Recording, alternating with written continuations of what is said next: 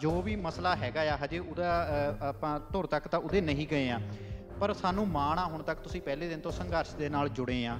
ਪੋਤਰੇ ਦੀ ਸ਼ਹਾਦਤ ਹੋਈ ਆ, ਲਗਾਤਾਰ ਤੁਸੀਂ ਸੰਘਰਸ਼ ਨੂੰ ਹਮਾਇਤ ਕਰ ਰਹੇ ਹੋ, ਪਰ ਇਸ ਦੇ ਬਾਵਜੂਦ ਜਿਹੜਾ ਤੁਹਾਡੇ ਪਰ ਇਸ ਤਰ੍ਹਾਂ ਇਲਜ਼ਾਮ ਲੱਗ ਜਾਣੇ, ਉਹ ਵੀ ਸੰਯੁਕਤ ਮੋਰਚੇ ਦੀ ਸਟੇਜ ਦੇ ਉੱਤੋਂ, ਇਹਦਾ ਅਸਲ ਸੱਚਾਈ ਕੀ, ਕਿਸ ਤਰ੍ਹਾਂ ਦੇਖ ਰਹੇ ਹੋ ਤੁਸੀਂ?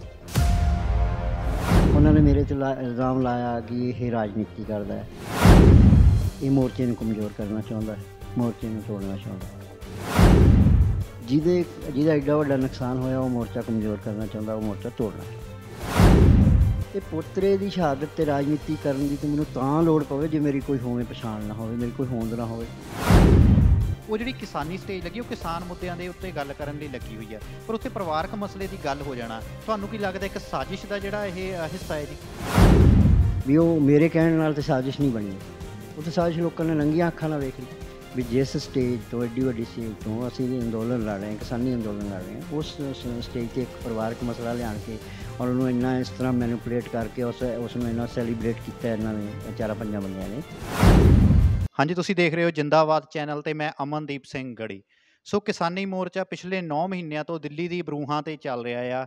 ਲਗਾਤਾਰ ਜਿਹੜੇ ਮੋਰਚੇ ਦੇ ਵਿੱਚ ਕਈ ਉਤਰਾਅ ਵੀ ਆਏ ਆ ਤੇ ਚੜ੍ਹਾਅ ਵੀ ਆਏ ਆ। ਮੋਰਚੇ ਦੇ ਵਿੱਚ ਕਈ ਸਾਰੇ ਇਤਿਹਾਸ ਵੀ ਬਣੇ ਆ, ਪਰ ਉਹਦੇ ਨਾਲ ਮੋਰਚੇ ਦੇ ਉੱਤੇ ਕਈ ਸਾਰੇ ਜਿਹੜੇ ਸਵਾਲ ਵੀ ਉੱਠੇ ਆ। ਸੋ ਅੱਜ ਸਾਡੇ ਨਾਲ ਬਾਪੂ ਹਰਦੀਪ ਸਿੰਘ ਡਿਬੜਵਾ ਜੀ ਜੁੜੇ ਹੋਏ ਨੇ, ਜਿਨ੍ਹਾਂ ਦੇ ਪੋਤਰੇ ਨੇ ਕਿਸਾਨੀ ਅੰਦੋਲਨ ਦੇ ਵਿੱਚ ਜਿਹੜੀ ਆ ਸ਼ਹਾਦਤ ਦਿੱਤੀ ਆ।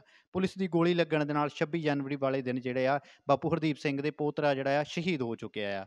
ਸੋ ਇਹਨਾਂ ਦੇ ਉੱਤੇ ਜਿਹੜੇ ਇਹਨਾਂ ਦੇ ਪਰਿਵਾਰਕ ਮੈਂਬਰਾਂ ਵੱਲੋਂ ਕਿਸਾਨ ਮੋਰਚੇ ਦੀ ਸਟੇਜ ਉੱਤੇ, ਜੋ ਸੰਯੁਕਤ ਮੋਰਚੇ ਦੀ ਸਟੇਜ ਲਗਾਈ ਗਈ ਆ, ਉਸ ਦੇ ਉੱਤੇ ਜਾ ਕੇ ਇਹਨਾਂ ਪਰ ਜਿਹੜੇ ਇਲਜ਼ਾਮ ਲਗਾਏ ਗਏ ਆ, ਪਰਿਵਾਰਕ ਮਸਲਾ ਜਿਹੜਾ ਆ ਉਹ ਸੰਯੁਕਤ ਮੋਰਚੇ ਸਟੇਜ ਉੱਤੇ ਉਛਾਲਿਆ ਗਿਆ ਆ। ਸੋ ਇਸ ਸਾਰੇ ਬਾਰੇ ਜਾਣਾਂਗੇ, ਇਸ ਤਰ੍ਹਾਂ ਹੋਇਆ ਕਿਉਂ, ਇਸ ਦਾ ਕਾਰਨ ਕੀ ਆ, ਕੀ ਇਸ ਦੇ ਪਿੱਛੇ ਜਿਹੜੇ ਆ ਰਾਜਨੀਤਿਕ ਕਾਰਨ ਆ। ਸੋ ਸਾਰੇ ਸਵਾਲਾਂ ਦੇ ਜਵਾਬ ਦੇਣ ਲਈ ਸਾਡੇ ਕੋਲ ਬਾਪੂ ਜੀ ਬੈਠੇ ਹੋਏ ਨੇ, ਇਹਨਾਂ ਨਾਲ ਆਪਾਂ ਗੱਲਬਾਤ ਕਰਾਂਗੇ। ਸਭ ਤੋਂ ਪਹਿਲਾਂ ਬਾਪੂ ਜੀ ਦਾ ਸਾਡੇ ਚੈਨਲ ਉੱਤੇ ਨਿੱਘਾ ਸਵਾਗਤ ਹੈ ਜੀ। ਵਾਹਿਗੁਰੂ ਖਾਲਸਾ ਵਾਹਿਗੁਰੂ ਫਤਿਹ ਜੀ। ਬਾਪੂ ਜੀ ਵਾਹਿਗੁਰੂ ਜੀ ਕਾ ਖਾਲਸਾ, ਵਾਹਿਗੁਰੂ ਜੀ ਕੀ ਫਤਿਹ। ਸਭ ਤੋਂ ਪਹਿਲਾਂ ਬਾਪੂ ਜੀ, ਜੋ ਵੀ ਮਸਲਾ ਹੈਗਾ ਆ ਹਜੇ ਉਹਦਾ ਆਪਾਂ ਧੁਰ ਤੱਕ ਤਾਂ ਉਹਦੇ ਨਹੀਂ ਗਏ ਆ, ਪਰ ਸਾਨੂੰ ਮਾਣ ਆ ਹੁਣ ਤੱਕ ਤੁਸੀਂ ਪਹਿਲੇ ਦਿਨ ਤੋਂ ਸੰਘਰਸ਼ ਦੇ ਨਾਲ ਜੁੜੇ ਆ। ਪੋਤਰੇ ਦੀ ਸ਼ਹਾਦਤ ਹੋਈ ਆ, ਲਗਾਤਾਰ ਤੁਸੀਂ ਸੰਘਰਸ਼ ਨੂੰ ਹਮਾਇਤ ਕਰ ਰਹੇ ਹੋ, ਪਰ ਇਸ ਦੇ ਬਾਵਜੂਦ ਜਿਹੜਾ ਤੁਹਾਡੇ ਪਰ ਇਸ ਤਰ੍ਹਾਂ ਇਲਜ਼ਾਮ ਲੱਗ ਜਾਣੇ, ਉਹ ਵੀ ਸੰਯੁਕਤ ਮੋਰਚੇ ਦੀ ਸਟੇਜ ਦੇ ਉੱਤੋਂ, ਇਹਦਾ ਅਸਲ ਸੱਚਾਈ ਕੀ, ਕਿਸ ਤਰ੍ਹਾਂ ਦੇਖ ਰਹੇ ਹੋ ਤੁਸੀਂ? ਦੇਖੋ, ਇਹ ਤਾਂ ਜਿਹੜੀ ਇਲਜ਼ਾਮ ਉਹਨਾਂ ਨੇ ਜਿਸ ਤਰ੍ਹਾਂ ਦੇ ਮੇਰੇ 'ਤੇ ਲਾਏ ਆ, ਅਜੇ ਤੱਕ ਉਹ ਲੱਗ ਨਹੀਂ ਸਕਿਆ। ਉਹਨਾਂ ਤੋਂ ਲਾਉਣ ਦੀ ਤਾਂ ਬਹੁਤ ਕੋਸ਼ਿਸ਼ ਕੀਤੀ ਹੈ, ਕਿਉਂਕਿ ਉਹਨਾਂ ਨੇ ਮੇਰੇ 'ਤੇ ਇਲਜ਼ਾਮ ਲਾਇਆ ਕਿ ਇਹ ਰਾਜਨੀਤੀ ਕਰਦਾ ਹੈ, ਆਪਣੇ ਪੋਤਰੇ ਦੀ ਸ਼ਹਾਦਤ 'ਤੇ ਕਰਦਾ ਹੈ, ਔਰ ਇਹ ਮੋਰਚੇ ਨੂੰ ਕਮਜ਼ੋਰ ਕਰਨਾ ਚਾਹੁੰਦਾ ਹੈ, ਮੋਰਚੇ ਨੂੰ ਤੋੜਨਾ ਚਾਹੁੰਦਾ ਹੈ। ਜਿਨ੍ਹਾਂ ਦੀ ਚੀਚੀ 'ਤੇ ਚੀਰ ਨਹੀਂ ਆਇਆ, ਉਹ ਤਾਂ ਮੋਰਚਾ ਬਚਾਉਣਾ ਚਾਹੁੰਦੇ ਆ। ਜਿਹਦਾ ਐਡਾ ਵੱਡਾ ਨੁਕਸਾਨ ਹੋਇਆ, ਉਹ ਮੋਰਚਾ ਕਮਜ਼ੋਰ ਕਰਨਾ ਚਾਹੁੰਦਾ, ਉਹ ਮੋਰਚਾ ਤੋੜਨਾ ਚਾਹੁੰਦਾ। ਇਹ ਆਪਣੇ ਆਪ ਵਿੱਚ ਹੀ ਉਹਨਾਂ ਦੇ ਸਵਾਲ ਦਾ ਜਵਾਬ ਹੈ। ਦੂਜਾ, ਜਿਹੜੇ ਰਾਜਨੀਤੀ ਕਰਨ ਦੀ ਗੱਲ ਕਰਦੇ, ਰਾਜਨੀਤੀ ਤਾਂ ਮੇਰੇ ਕੋਲ 1985 'ਚ ਹੀ ਮੇਰੇ ਕੋਲ ਰਾਜਨੀਤੀ ਸੀਗੀ। ਮੈਂ ਪੰਜਾਬ ਦੇ ਵਿੱਚ 1984 ਦਾ ਆਇਆ ਹੋਇਆ। 1999 ਦੀਆਂ ਚੋਣਾਂ 'ਚ ਵੀ ਮੈਂ ਪੰਜਾਬ ਸੀਗਾ, ਜਦੋਂ 13 ਮੈਂਬਰ ਪਾਰਲੀਮੈਂਟ ਜਿੱਤੇ। 1991 ਦੀਆਂ ਚੋਣਾਂ 'ਚ ਸੀ, 92 ਦੀਆਂ ਚੋਣਾਂ 'ਚ ਸੀ, 1996 ਸ਼੍ਰੋਮਣੀ ਕਮੇਟੀ ਦੀਆਂ ਚੋਣਾਂ 'ਚ ਵੀ ਸੀਗਾ ਮੈਂ। ਔਰ ਹੁਣ ਉਸ ਤੋਂ ਬਾਅਦ ਜਿਹੜੀਆਂ ਚੋਣਾਂ ਪੰਜਾਬ 'ਚ ਹੋਈਆਂ, 2004 'ਚ ਹੋਈਆਂ, 2008 'ਚ ਹੋਈਆਂ, 2017 'ਚ ਹੋਈਆਂ, ਸਾਰੀਆਂ ਚੋਣਾਂ ਦੇ ਵਿੱਚ ਮੈਂ ਸੀਗਾ। ਮੈਂ ਕੋਈ ਨਵਾਂ ਥੋੜ੍ਹੀ ਆਇਆ ਪੰਜਾਬ 'ਚ ਵੀ ਜਿਹੜਾ ਮੈਂ ਹੁਣ ਆਉਣਾ ਸੀ। ਅਤੇ ਪੋਤਰੇ ਦੀ ਸ਼ਹਾਦਤ 'ਤੇ ਰਾਜਨੀਤੀ ਕਰਨ ਦੀ ਤਾਂ ਮੈਨੂੰ ਤਾਂ ਲੋੜ ਪਵੇ ਜੇ ਮੇਰੀ ਕੋਈ ਹੋਵੇਂ ਪਛਾਣ ਨਾ ਹੋਵੇ, ਮੇਰੀ ਕੋਈ ਹੋਂਦ ਨਾ ਹੋਵੇ। ਮੈਂ ਰਾਈਟਰ ਹਾਂ ਪੰਜਾਬ ਦੇ ਵਿੱਚ, 3 ਕਿਤਾਬਾਂ ਮੈਂ ਲਿਖੀਆਂ ਔਰ ਮੋਰਚਿਆਂ ਦੇ ਉੱਤੇ ਲਿਖੀਆਂ। ਮੋਰਚੇ ਕਿਹੜੀ ਗੱਲੋਂ ਫੇਲ ਹੋਏ, ਕੌਣ ਉਹਦੇ ਲਈ ਜ਼ਿੰਮੇਵਾਰ ਨੇ, ਉਸੇ 'ਤੇ ਮੇਰੀਆਂ ਕਿਤਾਬਾਂ ਨੇ। ਔਰ ਇਸ ਮੋਰਚੇ 'ਤੇ ਵੀ ਮੈਂ ਕਿਤਾਬ ਲਿਖ ਰਿਹਾ ਵੀ ਇਸ ਮੋਰਚੇ ਦੇ ਵਿੱਚ ਕੌਣ ਕੌਣ ਕਿਸ ਤਰ੍ਹਾਂ ਦਾ ਕਿਹਦਾ ਕੀ ਰੋਲ ਰਿਹਾ, ਔਰ ਇਸੇ ਦੌਰਾਨ ਹੀ ਨੋਰੀ ਦੀ ਸ਼ਹਾਦਤ ਹੋ ਜਾਂਦੀ ਹੈ। ਹੁਣ ਇਹਨਾਂ ਨੂੰ ਮੇਰੇ ਤੋਂ ਪ੍ਰੋਬਲਮ ਇਹ ਹੈ ਕਿ ਇਹਨਾਂ ਨੇ ਜਿਹੜਾ ਉੱਥੇ ਨੈਰੇਟਿਵ ਬਣਾਇਆ, ਉੱਥੇ ਇਹਨਾਂ ਨੇ ਸਾਰਿਆਂ ਨੌਜਵਾਨਾਂ ਨੂੰ ਪਹਿਲਾਂ 26 ਜਨਵਰੀ ਨੂੰ ਗਦਾਰ ਕਹਿ ਕੇ ਉਹਨਾਂ ਦੇ ਮੱਥੇ 'ਤੇ ਲਾ ਕੇ ਲੇਵਲ ਉਹਨਾਂ ਨੂੰ ਭਜਾਤਾ।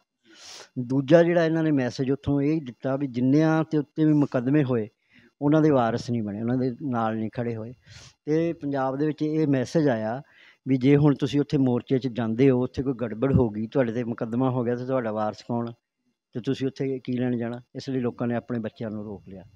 ਠੀਕ ਹੈ, ਇਹ ਇਹਨਾਂ ਦੀ ਕਾਮਯਾਬੀ ਆ ਮੋਰਚੇ ਵਾਲਿਆਂ ਦੀ। ਵੀ ਜਦੋਂ ਇਹਨਾਂ ਨੇ ਉੱਥੋਂ 26 ਜਨਵਰੀ ਨੂੰ ਇਹਨਾਂ ਨੇ ਉੱਥੋਂ ਮੋਰਚੇ ਤੋਂ ਜਿਹੜਾ ਪੰਥਕ ਜਜ਼ਬਾ ਸੀਗਾ, ਜਿਸ ਜਜ਼ਬੇ ਦੇ ਸਿਰ 'ਤੇ ਇਹ ਅੰਦੋਲਨ ਖੜ੍ਹਾ ਸੀਗਾ, ਜਿਸ ਨੂੰ ਸਾਰੀ ਦੁਨੀਆ ਨੇ ਇਸ ਅੰਦੋਲਨ ਨੂੰ ਸਿੱਖਾਂ ਦਾ ਅੰਦੋਲਨ ਕਹਿ ਕੇ ਸਵੀਕਾਰ ਕੀਤਾ, ਉਹ ਇਹਨਾਂ ਵਾਸਤੇ ਸਭ ਤੋਂ ਵੱਡੀ ਚੁਣੌਤੀ ਬਣ ਗਿਆ ਸੀ ਸਰਕਾਰ ਵਾਸਤੇ। ਵੀ ਸਰਕਾਰ ਨੂੰ ਇਹ ਲੱਗਦਾ ਸੀਗਾ ਵੀ ਜਿਹੜੇ ਸਿੱਖਾਂ ਨੂੰ ਅਸੀਂ ਪਹਿਲਾਂ ਗੋਲੀਆਂ ਮਾਰ ਕੇ ਇਹਨਾਂ ਦੀ ਨਸਲਕੁਸ਼ੀ ਕੀਤੀ, ਫਿਰ ਇਹਨਾਂ ਨੂੰ ਨਸ਼ਿਆਂ ਦੇ ਵਿੱਚ ਰੋੜਤਾ, ਸਾਰਾ ਪੰਜਾਬ ਤੇ ਅਸੀਂ ਬੇਦਲ ਕਰਕੇ ਸੁੱਟਿਆ ਪਿਆ ਸੀ ਜੀ, ਆਹ ਕੀ ਹੋ ਗਿਆ, ਸਾਰਾ ਪੰਜਾਬ ਉੱਠ ਕੇ ਕਿਵੇਂ ਖੜਾ ਹੋ ਗਿਆ, ਔਰ ਇਸ ਅੰਦੋਲਨ ਦਾ ਮੈਸੇਜ ਇਹ ਕਿਵੇਂ ਚਲਾ ਗਿਆ ਵੀ ਇਹ ਸਿੱਖਾਂ ਦਾ ਅੰਦੋਲਨ ਆ। ਅਤੇ ਇਹਦਾ ਮਤਲਬ ਜੇ ਇਹ ਅੰਦੋਲਨ ਸਿੱਖਾਂ ਦੇ ਖਾਤੇ ਵਿੱਚ ਪੈ ਕੇ ਸਿੱਖ ਜਿੱਤ ਕੇ ਜਾਂਦੇ ਆ ਅਤੇ ਹਮੇਸ਼ਾ ਸਾਡੇ ਰਾਹ ਦੇ ਵਿੱਚ ਇਹ ਖੜੇ ਰਹਿਣਗੇ ਔਰ ਅੜੇ ਰਹਿਣਗੇ। ਇਸ ਨੈਰੇਟਿਵ ਨੂੰ ਕਿਵੇਂ ਤੋੜਨਾ, ਸਿੱਖਾਂ ਨੂੰ ਇਸ ਮੋਰਚੇ ਤੋਂ ਪਿੱਛੇ ਕਿਵੇਂ ਹਟਾਉਣਾ, ਸਿੱਖਾਂ ਨੂੰ ਬੇਦਿਲ ਕਿਵੇਂ ਕਰਨਾ, ਉਹ ਸਾਰੀਆਂ ਸਕੀਮਾਂ ਜਿਹੜੀਆਂ ਸਰਕਾਰ ਵੱਲੋਂ ਆਈਆਂ ਉਹਨਾਂ ਨੂੰ ਇਹਨਾਂ ਨੇ ਇੰਪਲੀਮੈਂਟ ਕੀਤਾ। ਜਿਹੜੇ ਮੋਰਚੇ ਦੇ ਕਥਿਤ ਥੋੜ੍ਹੇ ਜਿਹੇ ਆਗੂ, ਮੈਂ ਸਾਰਿਆਂ ਦੀ ਨਹੀਂ ਗੱਲ ਕਰਦਾ, ਜਿਨ੍ਹਾਂ ਦੇ ਹੱਥ ਮੋਰਚੇ ਦੀ ਕਮਾਨ ਹੈ, ਜਿਵੇਂ ਉੱਥੋਂ ਡਾਇਰੈਕਸ਼ਨ ਆਈਆਂ ਉਸ ਡਾਇਰੈਕਸ਼ਨ ਨਾਲ ਨੂੰ ਇਹਨਾਂ ਨੇ ਇੱਥੇ ਲਾਗੂ ਕੀਤਾ। ਮੇਰਾ ਸਿੱਧਾ ਰਾਜੇਵਾਲ ਨੂੰ ਸਵਾਲ ਸੀਗਾ ਵੀ ਜੇ 26 ਜਨਵਰੀ ਦੀ ਜਿਹੜੀ ਘਟਨਾ ਹੈ, ਤੂੰ ਕਹਿੰਦਾ ਵੀ ਉਹਦੇ 'ਚ ਦੀਪ ਸਿੱਧੂ ਅਤੇ ਲੱਖਾ ਸਿਧਾਣਾ ਅਤੇ ਇਹ ਸਾਰੀ ਮੰਡੀਰ ਜ਼ਿੰਮੇਵਾਰ ਆ, ਤੁਸੀਂ ਕਿੱਥੇ ਸੀ ਫਿਰ ਬੱਤੀ? ਜੇ ਤੁਹਾਡੇ 'ਚ ਇੰਨੀ ਕਪੈਸਿਟੀ ਹੈ ਨਹੀਂ ਸੀਗੀ ਅਤੇ ਤੁਸੀਂ ਇੱਕ ਕਾਲ ਕਿਉਂ ਦਿੱਤੀ 26 ਜਨਵਰੀ ਵਾਲੇ ਦਿਨ? 26 ਜਨਵਰੀ ਨੂੰ ਕਾਲ ਬਣਦੀ ਕਿਵੇਂ ਸੀ? ਕਿਉਂਕਿ ਇਹ ਐਡਾ ਵੱਡਾ ਈਵੈਂਟ ਸੀ ਦੇਸ਼ ਦਾ, ਉਸ ਦਿਨ ਤੁਸੀਂ ਉਹਦੇ ਪੈਰਲਲ ਜਿਹੜਾ ਤੁਸੀਂ ਉੱਥੇ ਤੁਸੀਂ ਖਾਨਾ ਜੰਗੀ ਕਰਾਉਣਾ ਚਾਹੁੰਦੇ ਸੀ ਤੁਸੀਂ ਸਰਕਾਰ ਨਾਲ ਟਕਰਾ ਕੇ ਪੰਜਾਬ ਦੀ, ਵੀ ਜੇ ਸਿੱਧਾ ਜਿਸ ਤਰ੍ਹਾਂ ਮੌਬ ਦਿੱਲੀ ਵਿੱਚ ਵੜਿਆ ਸੀਗਾ, ਜੇ ਸਰਕਾਰ 'ਤੇ ਕੋਈ ਦਬਾਅ ਨਾ ਹੁੰਦਾ ਤਾਂ ਉੱਥੇ 84 ਬਣ ਸਕਦੀ ਸੀ। ਇਸ ਵਾਸਤੇ ਤੁਸੀਂ ਕਾਲ ਦਿੱਤੀ ਸੀ 26 ਜਨਵਰੀ। ਤੁਹਾਡੀ ਕਾਲ 'ਤੇ ਲੋਕ ਆਏ, ਤੁਹਾਡੀ ਕਾਲ ਦੇ ਅਕੋਰਡਿੰਗ ਲੋਕ ਦਿੱਲੀ ਚਲੇ ਗਏ ਅਤੇ ਤੁਸੀਂ ਸਾਰਾ ਇਲਜ਼ਾਮ ਦੋ ਬੰਦਿਆਂ ਦੇ ਲਾ ਕੇ ਸਿਰ 'ਤੇ ਅਤੇ ਤੁਸੀਂ ਆਪ ਬਰੀ ਹੋ ਗਏ। ਤੁਸੀਂ ਗਦਾਰ ਕਹਿ ਕੇ ਉਹਨਾਂ ਨੂੰ ਭਜਾਇਆ। ਇਹਨਾਂ ਨੂੰ ਅਸਲ ਜਿਹੜਾ ਨੈਰੇਟਿਵ ਬਣ ਗਿਆ ਸੀ ਨਾ ਵੀ ਸਿੱਖਾਂ ਦਾ ਅੰਦੋਲਨ, ਉਹਨੂੰ ਤੋੜਨਾ ਕਿਵੇਂ ਆ, ਇਹ ਇਹਨਾਂ ਨੂੰ ਉੱਥੋਂ ਡਾਇਰੈਕਸ਼ਨ ਸੀ ਵੀ ਤੁਸੀਂ ਸਿੱਖਾਂ ਨੂੰ ਇੱਥੋਂ ਬੇਦਿਲ ਕਰਕੇ ਜਲੀਲ ਕਰਕੇ ਤੋੜਨਾ। ਉਹ ਇਹਨਾਂ ਨੇ ਤੋੜ ਲਏ 26 ਜਨਵਰੀ। ਤੇ ਬਾਪੂ ਜੀ, ਜਿਸ ਤਰ੍ਹਾਂ ਪਰਿਵਾਰ ਵੱਲੋਂ ਇਲਜ਼ਾਮ ਲਾਏ ਜਾਣੇ ਸਟੇਜ ਉੱਤੇ, ਕਿਉਂਕਿ ਸੰਯੁਕਤ ਮੋਰਚੇ ਦੀ ਸਟੇਜ ਉੱਤੇ ਅਗਰ ਗੱਲ ਕਰ ਲਈਏ ਆਪਾਂ, ਖਾਲਿਸਤਾਨ ਦਾ ਵੀ ਨਾਅਰਾ ਲੱਗ ਜਾਂਦਾ, ਜਾਂ ਫਿਰ ਜਿਹੜੀ ਸਟੇਜ ਦੀ ਕੋਈ ਅਜਿਹੀ ਗੱਲ ਕਰ ਦਿੱਤੀ ਜਾਂਦੀ ਤਾਂ ਉਹਦੇ ਤੋਂ ਮੈਕ ਤੱਕ ਖੋਲ੍ਹਿਆ ਜਾਂਦਾ ਆ। ਉਹ ਜਿਹੜੀ ਕਿਸਾਨੀ ਸਟੇਜ ਲੱਗੀ, ਉਹ ਕਿਸਾਨ ਮੁੱਦਿਆਂ ਦੇ ਉੱਤੇ ਗੱਲ ਕਰਨ ਲਈ ਲੱਗੀ ਹੋਈ ਆ, ਪਰ ਉੱਥੇ ਪਰਿਵਾਰਕ ਮਸਲੇ ਦੀ ਗੱਲ ਹੋ ਜਾਣਾ, ਤੁਹਾਨੂੰ ਕੀ ਲੱਗਦਾ ਇੱਕ ਸਾਜ਼ਿਸ਼ ਦਾ ਜਿਹੜਾ ਇਹ ਹਿੱਸਾ ਹੈ ਜੀ? ਉਹ ਤਾਂ ਕੋਈ ਹੁਣ ਗੁੰਜਾਇਸ਼ ਨਹੀਂ ਹੈਗੀ ਸ਼ੱਕ ਦੀ ਵੀ ਉਹ ਮੇਰੇ ਕਹਿਣ ਨਾਲ ਤਾਂ ਸਾਜ਼ਿਸ਼ ਨਹੀਂ ਬਣੀ। ਉਹ ਤਾਂ ਸਾਜ਼ਿਸ਼ ਲੋਕਾਂ ਨੇ ਨੰਗੀਆਂ ਅੱਖਾਂ ਨਾਲ ਵੇਖ ਲਈ ਵੀ ਜਿਸ ਸਟੇਜ ਤੋਂ ਐਡੀ ਵੱਡੀ ਸਟੇਜ ਤੋਂ ਅਸੀਂ ਅੰਦੋਲਨ ਲੜ ਰਹੇ ਹਾਂ, ਕਿਸਾਨੀ ਅੰਦੋਲਨ ਲੜ ਰਹੇ ਹਾਂ, ਉਸ ਸਟੇਜ 'ਤੇ ਇੱਕ ਪਰਿਵਾਰਕ ਮਸਲਾ ਲਿਆਣ ਕੇ ਔਰ ਉਹਨੂੰ ਇੰਨਾ ਇਸ ਤਰ੍ਹਾਂ ਮੈਨੂਪਲੇਟ ਕਰਕੇ ਉਸ ਨੂੰ ਇੰਨਾ ਸੈਲੀਬ੍ਰੇਟ ਕੀਤਾ ਇਹਨਾਂ ਨੇ ਚਾਰਾਂ ਪੰਜਾਂ ਬੰਦਿਆਂ ਨੇ, ਅਤੇ ਉਹਦੇ ਪਿੱਛੇ ਸਾਜ਼ਿਸ਼ ਤਾਂ ਲੋਕਾਂ ਨੇ ਵੇਖ ਲਈ ਨੰਗੀਆਂ ਅੱਖਾਂ ਨਾਲ। ਪਰ ਜਿਹੜਾ ਇਹ ਮਸਲਾ ਮਨਸ਼ਾ ਸੀ ਇਹਨਾਂ ਦੀ, ਉਹ ਹੱਲ ਨਹੀਂ ਹੋਈ। ਇਹਨਾਂ ਦੀ ਮਨਸ਼ਾ ਸੀ ਵੀ ਜਦੋਂ ਬਾਪੂ ਦਾ ਮੁੰਡਾ ਆਣ ਕੇ ਬਾਪੂ ਦੇ ਖਿਲਾਫ ਬੋਲੇਗਾ ਨਾ, ਤਾਂ ਬਾਪੂ ਕੋਲ ਕੋਈ ਜਵਾਬ ਨਹੀਂ ਹੋਣਾ ਅਤੇ ਸਾਡੇ ਮਗਰੋਂ ਰਹਿ ਜਾਏਗਾ। ਉਹ ਉਲਟਾ ਪੈ ਗਿਆ, ਲੋਕ ਇਹਨਾਂ ਦੇ ਗਲ ਪੈ ਗਏ। ਫਿਰ ਇਹਨਾਂ ਕੋਲ ਕੋਈ ਉਸ ਗੱਲ ਦਾ ਜਵਾਬ ਨਹੀਂ। ਜਿੱਥੋਂ ਤੱਕ ਮੇਰੇ ਮੁੰਡੇ ਦੀ ਗੱਲ ਹੈ, ਤੁਸੀਂ ਸਾਰੇ ਜੱਟਾਂ ਦੇ ਪਰਿਵਾਰਾਂ ਦੇ ਵਿੱਚ ਵੇਖ ਲਓ ਪੰਜਾਬ ਦੇ ਵਿੱਚ ਸਰਵੇ ਕਰਵਾ ਕੇ ਵੀ ਕਿਹੜੇ ਪਰਿਵਾਰ 'ਚ ਕੋਈ ਡਿਸਪਿਊਟ ਨਹੀਂ ਹੈਗਾ। ਜ਼ਮੀਨਾਂ ਨੂੰ ਲੈ ਕੇ ਡਿਸਪਿਊਟ ਹੈ, ਘਰਾਂ ਨੂੰ ਲੈ ਕੇ ਡਿਸਪਿਊਟ ਹੈ, ਨੂੰਹ ਸੱਸ ਦੀ ਨਹੀਂ ਬਣਦੀ ਤਾਂ ਰੌਲੇ ਨੇ, ਸਹੁਰੇ ਨੂੰਹ ਦੀ ਨਹੀਂ ਬਣਦੀ ਤਾਂ ਰੌਲੇ ਨੇ, ਪਿਓ ਪੁੱਤਾਂ ਦੇ ਆਪਸੀ ਡਿਸਪਿਊਟ ਨੇ, ਕਿ ਉਹਨਾਂ ਨੂੰ ਕੋਈ ਤੁਸੀਂ ਸਟੇਜਾਂ 'ਤੇ ਲੈ ਕੇ ਜਾਓਗੇ? ਹਾਂ। ਤੇ ਗੱਲ ਕਰ ਲਈਏ ਬਾਪੂ ਜੀ, ਆਪਾਂ 22 ਜਨਵਰੀ ਨੂੰ ਆਖਰੀ ਮੀਟਿੰਗ ਹੋਈ ਸੀ ਸਰਕਾਰ ਦੇ ਨਾਲ, ਤੇ ਉਹ ਤੋਂ ਉਹਦੇ ਬਾਅਦ ਲਗਾਤਾਰ ਜਿਹੜਾ ਆ ਮਹਾਂ ਪੰਚਾਇਤਾਂ ਹੋਈਆਂ, ਲੱਖਾਂ ਦੀ ਗਿਣਤੀ ਵਿੱਚ ਇਕੱਠ ਹੋਏ ਆ। ਦੁਬਾਰਾ ਸਰਕਾਰ ਨੇ ਕੋਈ ਕਾਲ ਨਹੀਂ ਦੇ ਰਹੀ, ਸਰਕਾਰ ਕੋਈ ਮੀਟਿੰਗ ਨਹੀਂ ਕਰ ਰਹੀ ਹੈਗੀ ਆ। ਇਹਦੇ ਪਿੱਛੇ ਕੋਈ ਰਾਜਨੀਤਿਕ ਮੁਫਾਦ ਹੋ ਸਕਦਾ ਹੈ ਸੰਯੁਕਤ ਮੋਰਚੇ ਦਾ ਜੀ? ਤੁਸੀਂ ਮੈਨੂੰ ਦੱਸੋ ਵੀ ਹਰਿਆਣੇ ਦੇ ਵਿੱਚ ਕਾਲ ਦਿੱਤੀ ਸੰਯੁਕਤ ਮੋਰਚੇ ਨੇ ਔਰ ਉਸ ਕਾਲ 'ਤੇ ਲੋਕ ਇਕੱਠੇ ਹੋਏ, 1 ਲੱਖ ਲੋਕ ਇਕੱਠੇ ਹੋਏ, ਸਰਕਾਰ ਗੋਡਿਆਂ ਭਾਰ ਹੋ ਗਈ।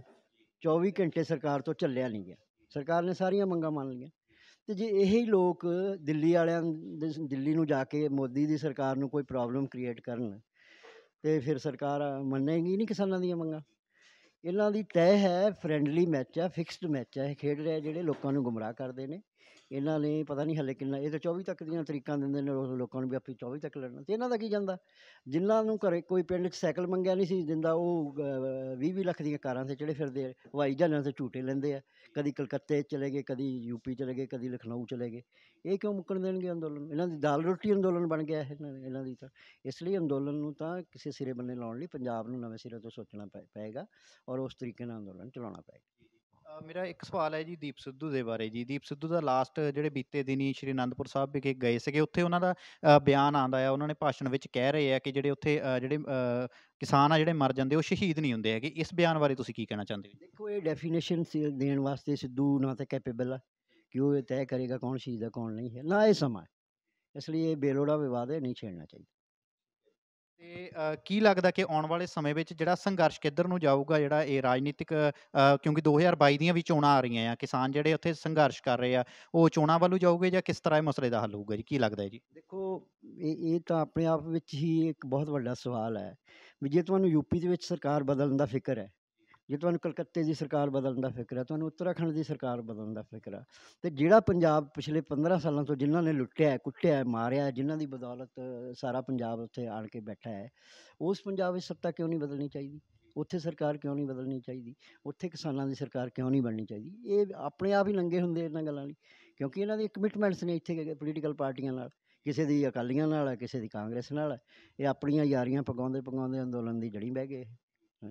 ਤੇ ਬਾਪੂ ਜੀ ਜਿਹੜੀ ਆਪਾਂ ਬਣਾਈ ਹੈ ਨੌਜਵਾਨ ਕਿਸਾਨ ਮਜ਼ਦੂਰ ਯੂਨੀਅਨ ਸ਼ਹੀਦਾਂ ਬਣਾਈ ਹੈ, ਕਿਸ ਤਰ੍ਹਾਂ ਕਾਰਗੁਜ਼ਾਰੀ ਕਰੂਗੇ ਲੋਕਾਂ ਦੇ ਪੱਖ ਦੇ ਲਈ ਜੀ? ਦੇਖੋ, ਇਹ ਹੁਣ ਨੌਜਵਾਨਾਂ ਦੇ ਉੱਤੇ ਹੈ, ਕਿਉਂਕਿ ਨੌਜਵਾਨਾਂ ਨੂੰ ਜਿਹੜਾ ਜਲੀਲ ਕਰਕੇ 26 ਜਨਵਰੀ ਨੂੰ ਤੋਰਿਆ, ਤੇ ਉਹਨਾਂ ਨੂੰ ਕਿਸੇ ਵੀ ਪਲੇਟਫਾਰਮ 'ਤੇ ਖੜ੍ਹ ਕੇ ਸਵਾਲ ਕਰਨ ਦਾ ਵੀ ਅਧਿਕਾਰ ਨਹੀਂ ਸੀ ਦਿੰਦੇ। ਜੇ ਕੋਈ ਸਵਾਲ ਕਰਨ ਵੀ ਜਾਂਦਾ ਸੀ ਨਾ, ਉਹਨੂੰ ਵੀ ਜਲੀਲ ਕਰਕੇ ਤੋਰ ਦਿੰਦੇ ਸੀ। ਅਤੇ ਮੈਂ ਇਹਨਾਂ ਨੂੰ ਇਹ ਗੱਲ ਕਹੀ ਸੀ ਕਿ ਦੇਖੋ, ਜੇ ਤੁਸੀਂ ਇਕੱਲੇ ਇਕੱਲੇ ਜਾਓਗੇ ਤਾਂ ਇਸੇ ਤਰ੍ਹਾਂ ਜਲੀਲ ਹੋ ਕੇ ਆਓਗੇ। ਤੁਸੀਂ ਆਪਣਾ ਕੋਈ ਸੰਗਠਨ ਬਣਾਓ, ਆਪਣੇ ਪਲੇਟਫਾਰਮ ਪਰ 'ਤੇ ਖੜ੍ਹ ਕੇ ਜਦੋਂ ਤੁਸੀਂ ਕੋਈ ਗੱਲ ਕਰੋਗੇ, ਆਪੇ ਉਹਨਾਂ ਨੂੰ ਜਵਾਬ ਦੇਣਾ ਪਏਗਾ, ਔਰ ਜਵਾਬ ਦੇਣਗੇ ਵੀ ਉਹ। ਸੋ ਇਹ ਸਾਰੀ ਇਸ ਕਰਕੇ ਸੰਗਠਨ ਬਣਾਇਆ, ਨੌਜਵਾਨਾਂ ਦੀ ਬਣਾਈ ਹੈ ਇਹ ਕਮੇਟੀ। ਅਤੇ ਇਸ ਨੌਜਵਾਨਾਂ ਦੀ ਜਿਹੜੀ ਹੈਗੀ ਆ ਆਪਣੀ ਯੂਨੀਅਨ ਹੈ, ਕਿਸਾਨ ਯੂਨੀਅਨ ਆ, ਇਹ ਦੇਖਦੇ ਹਾਂ ਆਉਣ ਵਾਲੇ ਸਮੇਂ 'ਚ ਇਹ ਆਪਣੀ ਕਿਸ ਤਰ੍ਹਾਂ ਦੀ ਪਰਫੋਰਮੈਂਸ ਦਿੰਦੇ ਨੇ ਔਰ ਕਿਸ ਤਰ੍ਹਾਂ ਦੇ ਰਿਜ਼ਲਟ ਦਿੰਦੇ ਨੇ। ਅਤੇ ਯੂਨੀਅਨ ਬਣ ਜਾਣ ਨਾਲ ਥੋੜ੍ਹੀ ਕੋਈ ਗੱਲ ਬਣਦੀ ਹੈ, ਯੂਨੀਅਨ ਬਣ ਕੇ ਕਰੇਗੀ ਕੀ, ਉਹ ਤੋਂ ਪਤਾ ਲੱਗੇਗਾ। ਇਹਨਾਂ ਦਾ ਦਮਖਮ ਵੀ ਨੌਜਵਾਨਾਂ ਦਾ ਪਰਖਿਆ ਜਾਏਗਾ ਵੀ ਇਹ ਕੀ ਕਰਦੇ ਨੇ। ਹਾਂ। ਬਹੁਤ ਬਹੁਤ ਧੰਨਵਾਦ ਬਾਪੂ ਜੀ। ਸੋ ਇਹ ਸਨ ਬਾਪੂ ਹਰਦੀਪ ਸਿੰਘ ਡਿਬੜਵਾ ਜੀ, ਜਿਨ੍ਹਾਂ ਨਾਲ ਆਪਾਂ ਪ੍ਰੈਸ ਕਾਨਫਰੰਸ ਇਹਨਾਂ ਨੇ ਅੱਜ ਇੱਥੇ ਰੱਖੀ ਹੋਈ ਸੀ ਅਤੇ ਗੱਲਬਾਤ ਕਰਨ ਦਾ ਮੌਕਾ ਮਿਲਿਆ ਆ। ਸੋ ਜਿੱਥੇ ਜਿਵੇਂ ਕਿ ਤੁਹਾਨੂੰ ਪਹਿਲਾਂ ਵੀ ਦੱਸਿਆ ਕਿ ਕਿਸਾਨੀ ਸੰਘਰਸ਼ ਦੇ ਇਤਿਹਾਸ ਵੀ ਬਣੇ, ਅਤੇ ਦੂਸਰੇ ਪਾਸੇ ਜਿਹੜੇ ਸਵਾਲ ਵੀ ਕਈ ਤਰ੍ਹਾਂ ਦੇ ਉੱਠ ਰਹੇ ਆ। ਸੋ ਦੇਖਦੇ ਹਾਂ ਕਿ ਇਹ ਸਵਾਲਾਂ ਦੇ ਜਵਾਬ ਜਿਹੜੇ ਆ ਕਦੋਂ ਤੱਕ ਮਿਲਦੇ ਆ। ਸੋ ਕੈਮਰਾਮੈਨ ਜਸਪ੍ਰੀਤ ਸਿੰਘ ਦੇ ਨਾਲ ਅਮਨਦੀਪ ਸਿੰਘ ਗੜੀ।